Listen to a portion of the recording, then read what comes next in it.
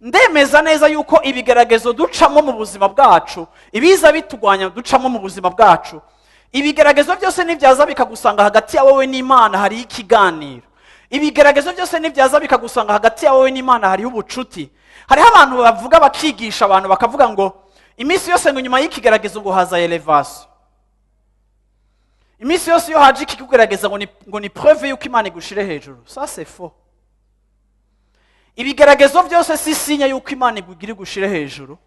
Ariko umuntu wese ageragezwa afitaniye ubucuti n'Imana arashobora gushigwa hejuru. Kuko iyo ikigeragezo kigusanze udafitaniye ubucuti n'Imana kiraguhenura. Kuko ibigeragezo Satani abikoresha kugira ngo adushire kure y'Imana canke adutere kwidoga no kuvuma Imana. Ibigeragezo byose mu buzima biza bigutumbere cyane cyane wowe wizera, bitumbera kukwereka ko Imana itabaho kugira ngo kandi ubuzima bwawe bubihe. Ariko iyo ikigeragezo kije kikaza ku muntu asanzwe afitaniye ikiganiro n'Imana, araheza akabwira Imana atarinze kuvuza induru nyinshi cyane, akavuga ati Imana urabona ko ibintu bihindutse. Iyo umuriro watse ukaba usanzwe ufitaniye contact n'Imana, umuntu wa mbere uza kuba uwa mbere kubwira guteje ikibazo, uraza kuvuga uti Mana umuriro uratse Mana, umuriro uratse Mana, noneho raba ndahwereye ndapfuye Mana ntabara.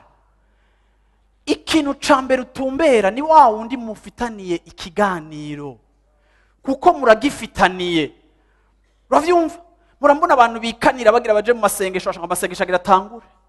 Uravyumva ukamegagira yitaza. Harana ngo reka ndakubwire ntiturinda kwitaza. Nimba urinda kwitaza nuko nta conversation isanzwe iri hagati. Nimba Imana ari inshuti yawe ari umugenzi wawe, ntiwitaza ngo urinje mu masengesho, ahubwo ugiye aho waruri nye. Gusushizemo akandi ka vitesse n'akandi ka consécration kari plus kuvyo wahorako, ariko niho usanzwe wibereye.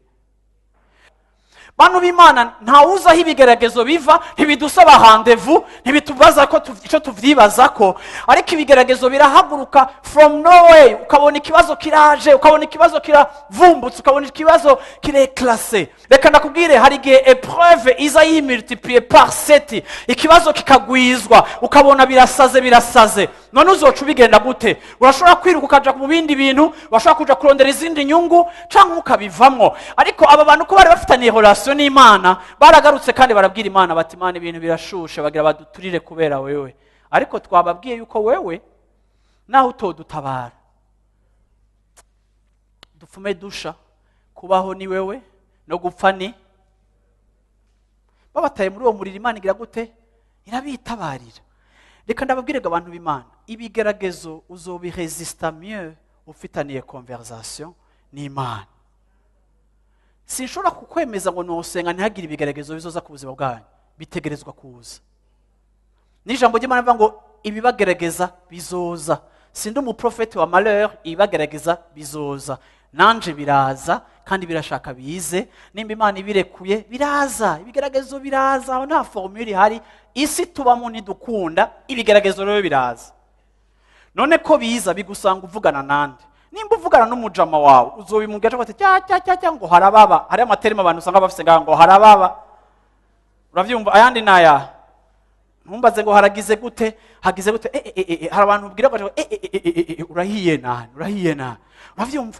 Kuko abantu naho bagarukira nico bashoboka, uramye ico bashobora. Ariko kandi iyo usanze ufise conversation yawe n'Imana, urabigira uti Mana harababa, igacitwenge kabatego harababa, ariko kandi uri muri jewe en soi ndi neige, ndi frigo.